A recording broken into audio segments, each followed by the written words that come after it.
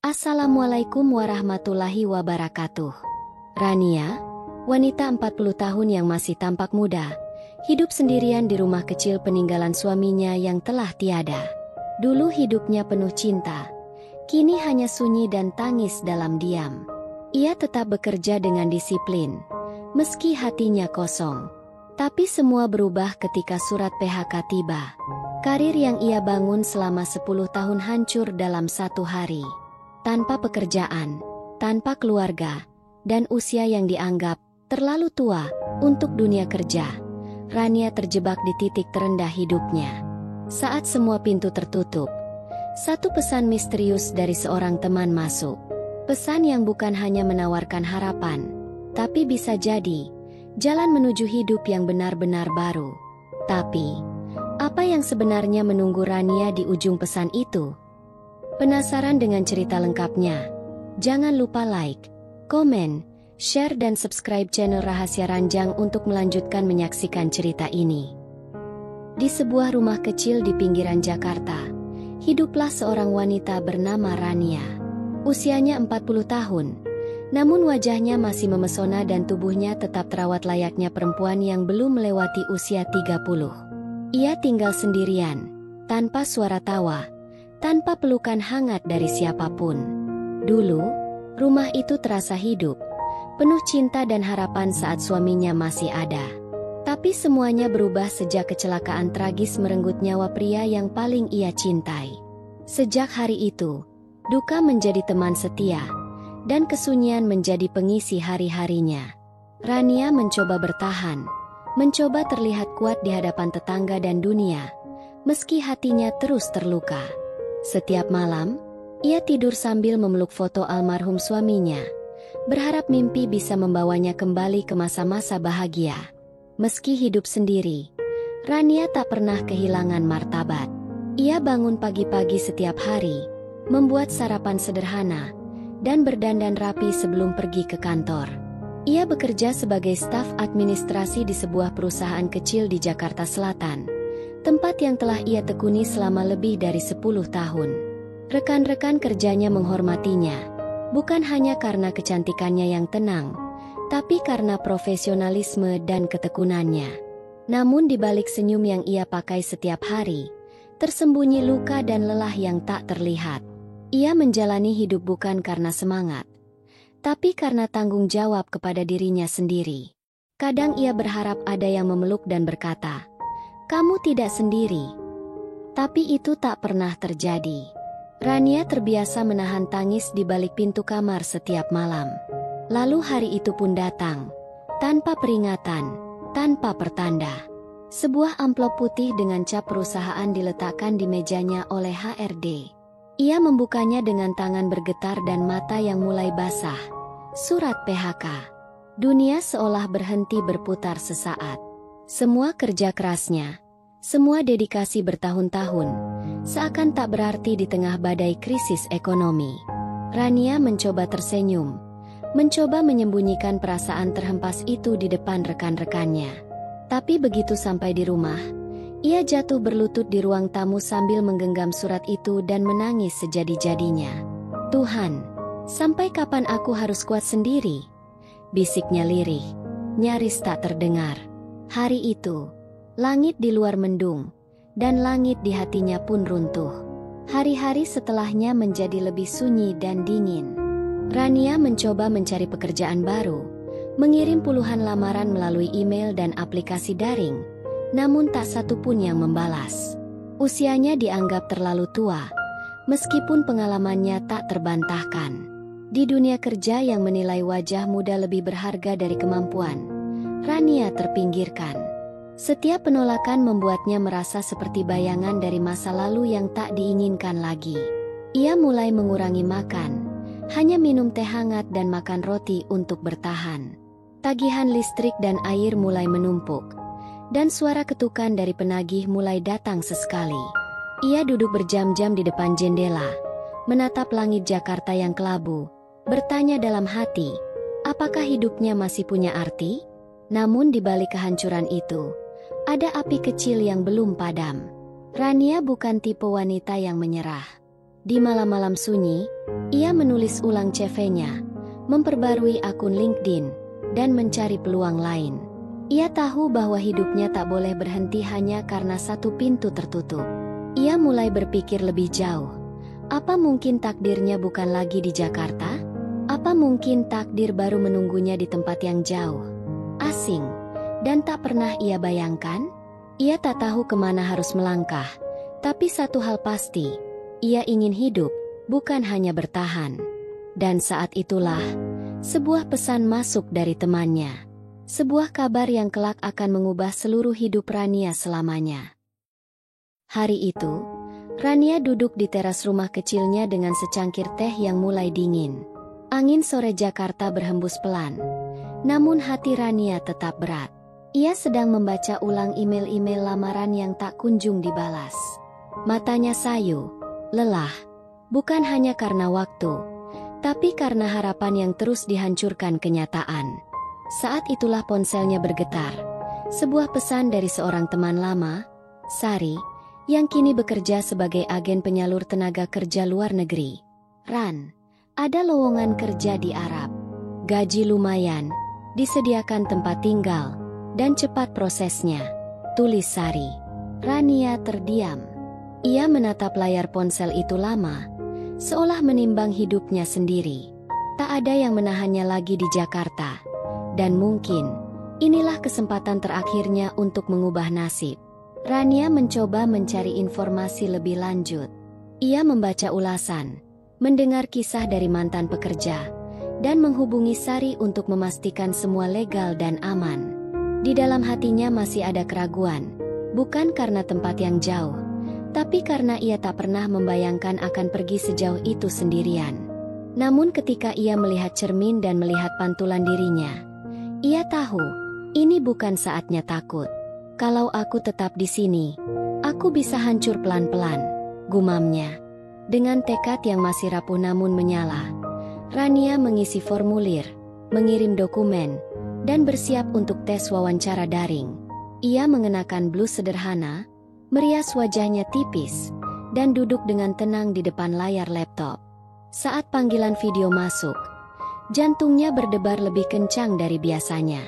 Tapi dia menjawab semua pertanyaan dengan tenang, cerdas, dan sopan. Beberapa hari kemudian, telepon itu datang. Sari mengabari dengan suara antusias. Ran, kamu diterima. Kamu berangkat minggu depan. Rania terdiam di seberang telepon. Tak bisa langsung menjawab. Antara terkejut, takut, dan lega, air matanya mulai mengalir tanpa suara. Ini nyata. Ia benar-benar akan meninggalkan Jakarta. Rumahnya, kehidupannya yang selama ini meski sepi, tapi familiar. Malam itu, Rania duduk sendirian di kamar sambil memandangi koper kosong di lantai. Ia membayangkan semua kemungkinan. Akan seperti apa kehidupannya di sana? Akankah ia hanya menjadi bayangan orang lain? Atau justru menemukan dirinya kembali? Ia tak tahu. Tapi yang pasti, dia akan pergi. Dengan satu harapan, semoga hidupnya berubah. Hari keberangkatan tiba. Rania berpamitan pada tetangga-tetangga dekat yang hanya mengenalnya sebatas ibu yang sendirian itu. Tak ada pesta perpisahan, tak ada pelukan hangat keluarga, hanya tas besar, paspor, dan tiket di tangannya. Di bandara, ia duduk sendirian, menatap layar keberangkatan sambil mencoba menenangkan dirinya. Dalam perjalanan di pesawat, ia menatap awan di balik jendela dan teringat suaminya. Kalau kamu masih hidup, apa kamu akan izinkan aku pergi sejauh ini? Bisiknya sambil menahan air mata. Ia tidak tahu apakah ia sedang kabur dari luka atau mengejar takdir. Tapi satu hal pasti, ia sedang meninggalkan satu kehidupan untuk mencari yang baru. Jauh, di negeri asing, ia akan memulai dari nol. Setibanya di Bandara Arab Saudi, mata Rania menyapu pemandangan yang sama sekali berbeda dari Jakarta. Udara kering dan panas, bangunan tinggi menjulang, dan orang-orang berpakaian putih bersih berjalan dengan langkah tenang. Ia dijemput oleh seorang sopir yang membawanya ke sebuah rumah besar di kota Riyadh. Rumah itu sangat mewah, dikelilingi pagar tinggi dan taman rapi. Di sanalah ia diperkenalkan dengan dua pria Arab yang akan menjadi tuannya, Malik dan Ishak. Dua saudara yang tampak terpandang, mengenakan gamis bersih dan sorban merah putih di kepala. Mereka menyambut Rania dengan sopan dan tenang. Namun pandangan mereka menyiratkan rasa ingin tahu yang dalam. Saat itu, Rania belum tahu bahwa hidupnya baru saja memasuki babak yang tak pernah ia bayangkan. Hari-hari pertama Rania di Riyadh terasa canggung namun tenang. Rumah tempat ia bekerja bagaikan istana, halaman luas, marmer mengilap, dan aroma gaharu yang selalu memenuhi udara. Malik dan Ishak, dua saudara pemilik rumah, memiliki kepribadian yang bertolak belakang. Malik lebih pendiam, serius, dan tampak berwibawa, sementara Ishak lebih hangat, suka bercanda, dan murah senyum. Meski keduanya memperlakukan Rania dengan baik, ia tahu batasan sebagai pekerja, dan menjaga sikap seprofesional mungkin. Ia membersihkan rumah, menata ruang tamu, menyajikan teh dan makanan dengan rapi setiap hari. Tapi tak bisa dipungkiri, setiap langkah Rania seolah menyisakan jejak. Wajahnya yang cantik khas Indonesia, tatapannya lembut, dan tubuhnya yang tetap anggun meski dalam kesederhanaan. Dan perlahan, tanpa ia sadari, dua pasang mata mulai memandangnya lebih lama dari seharusnya. Awalnya, perhatian itu terasa biasa. Malik sering meminta bantuan Rania untuk menyiapkan ruang kerjanya secara pribadi. Padahal sebelumnya ia tak pernah begitu rinci. Ishak mulai mengajaknya mengobrol di sore hari, membahas hal-hal kecil seperti makanan Indonesia dan budaya tanah airnya. Rania tetap menjaga jarak, meski hatinya perlahan mulai merasakan kehangatan yang tak pernah lagi ia rasakan sejak kepergian suaminya. Namun ia sadar, ia bukan siapa-siapa di rumah itu. Ia datang untuk bekerja, bukan menciptakan hubungan yang tak mungkin. Tapi hati manusia tak bisa diatur semudah logika. Malik mulai diam-diam memperhatikan Rania dari balik jendela saat ia menyiram tanaman. Ishak kerap mencari alasan untuk berada di dapur ketika Rania sedang memasak. Ketertarikan itu tumbuh, perlahan tapi dalam. Suatu malam, saat listrik padam karena badai pasir singkat, suasana rumah menjadi hening dan gelap. Rania tengah menyalakan lilin ketika ia mendapati Malik berdiri di ambang pintu dapur, hanya diterangi cahaya temaram. "Kau tidak takut gelap?" tanyanya pelan. Rania hanya tersenyum. "Aku sudah terbiasa dengan kesunyian." Dan di momen itu, Malik melihat luka yang tersembunyi di balik kekuatan Rania. Di hari lain, Ishak secara tak sengaja mendengar Rania bernyanyi lirih saat menyapu sebuah lagu lama dari Indonesia. Suaranya begitu syahdu hingga membuat dada Ishak sesak. Seperti ada sesuatu dalam dirinya yang tersentuh. Hari demi hari, rumah itu yang dulu hanya penuh protokol kini mulai terisi aroma ketertarikan dan diam-diam cinta. Namun perasaan itu tidak hanya tumbuh dari satu hati. Baik Malik maupun Ishak, keduanya mulai menyadari bahwa mereka jatuh cinta pada wanita yang sama. Tapi tak ada yang tahu cara menyampaikan, karena masing-masing saling menghargai dan tak ingin menyakiti saudaranya sendiri. Malik memilih memendam, mencoba bersikap biasa, tapi seringkali tak bisa menyembunyikan sorot matanya. Ishak mulai berubah, lebih banyak termenung, kehilangan selera makan, dan mulai menulis puisi yang tak ia publikasikan. Rania merasakan perubahan itu, namun ia pura-pura tak tahu. Ia bingung, takut, dan tak ingin menciptakan luka di rumah yang telah memberinya tempat bernaung. Tapi yang paling ia takuti adalah perasaannya sendiri yang mulai tumbuh tanpa izin. Pada suatu malam, di ruang duduk yang sunyi, suasana akhirnya pecah. Malik dan Ishak duduk berhadapan, dalam percakapan yang sulit dan menegangkan. "Aku mencintainya," kata Malik tanpa ragu. Ishak menatap saudaranya dan membalas, "Aku juga." Tak ada amarah, hanya keheningan panjang yang mengiris. Mereka tahu, tidak mungkin mereka berdua memiliki wanita yang sama, tapi juga tak bisa memaksakan siapa yang harus mundur. Dan saat Rania masuk membawa teh, Tanpa tahu apa yang dibicarakan, dua pasang mata itu menatapnya dalam penuh pertanyaan dan harapan. Ia berdiri di tengah ruangan, jantungnya berdetak cepat, karena ia tahu, sebentar lagi hidupnya akan berubah. Dan kali ini, ia harus memilih dengan hati, bukan dengan rasa takut. Rania merasa ada yang berubah setelah malam itu. Tatapan Malik kini lebih dalam, seolah menyimpan sesuatu yang ingin diucapkan namun terus ditahan. Ishak pun menjadi lebih pendiam, tak lagi ringan dalam bercanda seperti sebelumnya. Suasana rumah yang semula hangat berubah menjadi dingin, penuh diam yang berat dan bayangan rasa yang belum terucap. Rania mulai merasa seperti pusat badai, berada di tengah dua hati yang sama-sama bergetar untuknya. Ia bingung, takut, dan bersalah, karena bukan niatnya untuk menumbuhkan perasaan dalam pekerjaan yang awalnya hanya demi bertahan hidup. Tapi Rania bukan batu, dan ia pun tak bisa menolak kenyataan bahwa hatinya mulai tergerak. Di dalam kesendiriannya yang panjang, kehangatan itu terasa seperti kehidupan yang kembali hadir. Di suatu malam yang tenang, Malik memanggil Rania ke taman belakang. Dengan suara pelan namun tegas, ia berkata, "Aku tahu ini salah tempat, salah waktu, tapi aku ingin kamu tahu, aku jatuh cinta padamu." Rania terdiam. Kata-kata itu menghantam perasaannya seperti petir di langit cerah. Ia menunduk, mencoba menenangkan dadanya yang berdegup tak beraturan. Sebelum ia bisa menjawab, Malik melanjutkan, "Aku tidak meminta jawaban sekarang. Tapi aku ingin kamu tahu, aku menghargaimu, bukan hanya sebagai pekerja, tapi sebagai wanita yang kuat." Rania menatap mata Malik yang jujur dan tulus, dan ia tak bisa memungkiri, ia terharu. Namun sebelum hatinya sempat memberi arah, Ishak pun mendekatinya, dengan cinta yang tak kalah tulus. Beberapa hari kemudian, Ishak mengajak Rania ke perpustakaan rumah. Ia menyodorkan sebuah buku.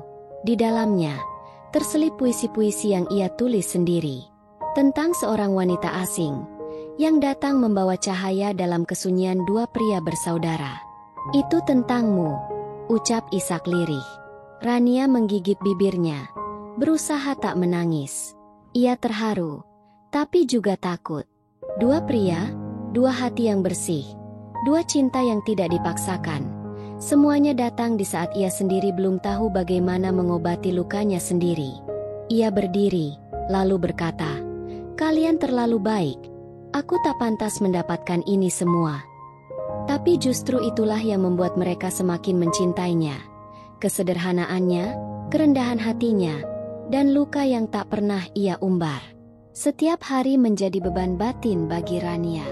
Ia memikirkan Malik di satu sisi, Ishak di sisi lain, dan dirinya di tengah yang masih setengah hancur oleh masa lalu. Ia mulai sulit tidur, menangis diam-diam di kamar, dan mempertanyakan takdir. "Tuhan, apakah ini hadiah atau ujian?" Ia bertanya dalam sujud-sujud malamnya. Ia tahu, cinta bukan sekadar memilih yang paling romantis atau yang paling tampan. Tapi cinta adalah siapa yang sanggup menerima seluruh dirinya, termasuk masa lalunya yang penuh luka dan kehilangan. Namun bagaimana jika keduanya sanggup? Dan yang lebih menyakitkan, bagaimana jika pada akhirnya ia harus menyakiti salah satu dari mereka? Hingga akhirnya, Rania memutuskan untuk pergi sejenak. Ia meminta izin untuk pulang ke Indonesia beberapa minggu, dengan alasan menjenguk keluarganya yang sakit. Malik dan Ishak mengizinkan, meski dengan hati berat. Mereka tahu, mungkin Rania butuh ruang untuk berpikir. Dan sesaat sebelum Rania naik pesawat, Malik hanya berkata pelan, "Kembalilah bukan karena pekerjaan, tapi karena kami." Ishak memeluknya sebentar, lalu berbisik, "Kalau kau kembali, aku akan menunggu di bandara." Di pesawat, Rania tak berhenti menangis. Ia melihat keluar jendela dan bertanya dalam hati, siapa yang akan ia pilih? Atau, mungkinkah cinta ini bukan untuk dimiliki siapa-siapa? Beberapa minggu di Indonesia tidak membuat hati Rania menjadi lebih ringan. Ia kembali menelusuri sudut-sudut kota yang dulu menjadi saksi kehidupannya bersama mendiang suami. Rumah tua di pinggir Jakarta itu kini terasa lebih sunyi dari sebelumnya, meskipun penuh kenangan. Di ruang tamu yang penuh foto-foto lama, Rania duduk memandang langit-langit sambil memeluk bantal. Ia berharap suara dari masa lalu bisa menjawab kebingungannya hari ini. Tapi tak ada bisikan, hanya hatinya sendiri yang terus bertanya, apakah ia layak bahagia lagi? Ia sadar, rasa bersalah karena mencintai dua orang setelah kehilangan bukanlah dosa. Tapi ia takut membuat pilihan yang akan menyakiti orang yang tulus. Namun waktu terus berjalan, dan hati yang mencintai tidak bisa terus menggantung di awang-awang. Suatu malam, Rania memutuskan untuk berjalan sendiri di taman dekat rumahnya. Ia menatap langit gelap dan bulan yang menggantung pucat, sambil berkata dalam hati, "Jika aku harus memilih, biarlah aku memilih dengan hati, bukan karena kasihan." Dalam perjalanannya, ia memutar ulang semua momen bersama Malik, tatapan diam penuh hormat, perhatian yang tak pernah memaksa, dan kekaguman yang tersembunyi. Lalu ia teringat Ishak, tawa hangatnya, puisi-puisinya, dan keberanian untuk mengungkap rasa. Rania tahu, keduanya mencintainya. Tapi di antara dua cinta itu, hanya satu yang membuatnya merasa di rumah. Seseorang yang membuatnya merasa tidak perlu menjadi siapa-siapa, tidak perlu sempurna, cukup menjadi dirinya sendiri yang rapuh dan apa adanya. Dan malam itu, ia akhirnya tahu siapa yang akan ia pilih. Ketika ia kembali ke Arab, langkahnya terasa pasti meski dadanya tetap bergetar. Ia turun dari pesawat, dan di sana, hanya ada satu sosok yang menunggunya. Malik, berdiri sendiri, mengenakan gamis putih sederhana, dengan wajah tenang dan mata penuh harap. Rania tersenyum, pelan namun yakin. Ia menghampirinya, dan sebelum kata-kata keluar, Malik berkata, "Kau kembali." Rania mengangguk dan membalas lirih, "Bukan karena pekerjaan, tapi karena hatiku sudah menemukan tempatnya." Mereka tidak saling peluk, tidak ada drama berlebihan, hanya tatapan panjang dan senyum yang penuh ketenangan. Di balik terminal itu, ada Ishak yang berdiri jauh, menyaksikan dari kejauhan. Ia tersenyum meski hatinya patah, karena cinta sejati juga berarti tahu kapan harus merelakan. Hari-hari setelahnya terasa seperti lembaran baru dalam hidup Rania. Ia tak lagi menjadi sekadar pekerja. Malik memintanya menjadi pendamping hidup. Bukan karena ia cantik, atau karena rasa kasihan, tapi karena ia kuat, dan telah mengubah rumah itu menjadi rumah yang sebenarnya. Pernikahan mereka berlangsung sederhana, diiringi doa dan kebahagiaan yang tenang. Ishak hadir, memberi restu dengan tulus, meski ada luka yang ia simpan diam-diam. Rania kini bukan lagi wanita yang hilang arah. Ia menemukan cinta bukan dari pencarian, tapi dari keberanian untuk membuka hati dan menerima masa lalu. Dan yang terpenting, ia memilih dengan kesadaran penuh, bukan karena kesepian, tapi karena ia layak bahagia. Dan di suatu sore, di taman rumah tempat ia dulu menyiram bunga sebagai pekerja, kini ia duduk sebagai istri dari seseorang yang mencintainya apa adanya. Di tangannya secangkir teh, di sampingnya Malik yang membaca buku. Ia tersenyum, menatap langit Arab yang dulu terasa asing, kini jadi bagian dari hidupnya. Ia tahu hidup tak pernah bisa ditebak, tapi ia bersyukur telah cukup berani untuk melangkah, untuk terluka, dan akhirnya, untuk mencintai lagi. Karena dalam cinta, bukan siapa yang lebih dulu datang, tapi siapa yang tetap bertahan meski tak diminta. Dan bagi Rania, cinta sejati bukanlah akhir dari kisah, melainkan permulaan dari hidup yang sesungguhnya.